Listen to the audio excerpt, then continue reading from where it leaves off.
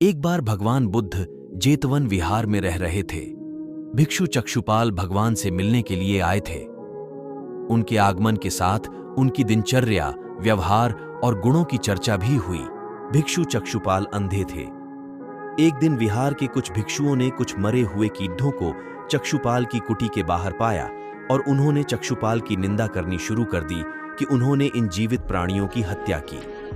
भगवान बुद्ध ने निंदा कर रहे उन भिक्षुओं को बुलाया और पूछा कि क्या तुमने भिक्षु को कीड़े मारते हुए देखा है? उन्होंने उत्तर दिया, नहीं। इस पर भगवान बुद्ध ने उन साधकों से कहा कि जैसे तुमने उन्हें कीड़ों को मारते हुए नहीं देखा, वैसे ही चक्षुपाल ने भी उन्हें मरते हुए नहीं देखा और उन्होंने कीड़ों को जानबूझकर नहीं मारा है, इसीलिए उनकी भर्त्सना करना उचित नहीं है। भिक्षुओं ने इसके बाद पूछा कि चक्षुपाल अंधे क्यों हैं? उन्होंने इस जन्म में अथवा पिछले जन्म में क्या पाप किए? भगवान बुद्ध ने चक्षुपाल के बारे में कहा कि वे पूर्व जन्म में एक चिकित्सक थे। एक अंधी स्त्री ने उनसे वादा किया था कि यदि वे उसकी आंखें ठीक कर देंगे तो वह और उसका परिवार उनके दास बन जाएंगे।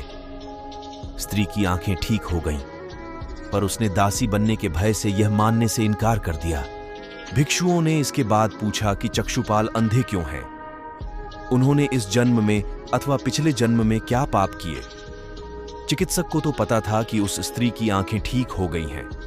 वह झूठ बोल रही है। उसे सबक सिखाने के लिए या बदला लेने के लिए चक्षुपाल ने दूसरी दवा दी। उस दवा से महिला फिर अंधी हो गई। वह कितना ही रोई पीटी, लेकिन चक्षुपाल जरा भी नहीं पसीजा। इस पाप के फलस्वरूप अगले जन्म में चिकित्सक को अंधा बनना पड़ा। प्रेरक कहानी 2, परिश्रम और धैर्य। एक बार भगवान बुद्ध अपने अनुयायियों के साथ किसी गांव में उपदेश देने जा रहे थे।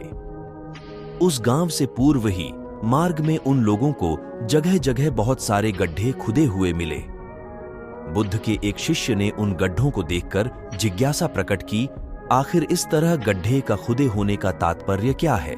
बुद्ध बोले, पानी की तलाश में किसी व्यक्ति ने इतने गड्ढे खोदे हैं। यदि वह धैर्यपूर्वक एक ही स्थान पर गड्ढे खोदता तो उसे पानी अवश्य मिल जाता, पर वह थोड़ी देर गड्ढा खोदता और पानी न मिलने पर दूसरा गड्ढा खोदना शुरू कर देता।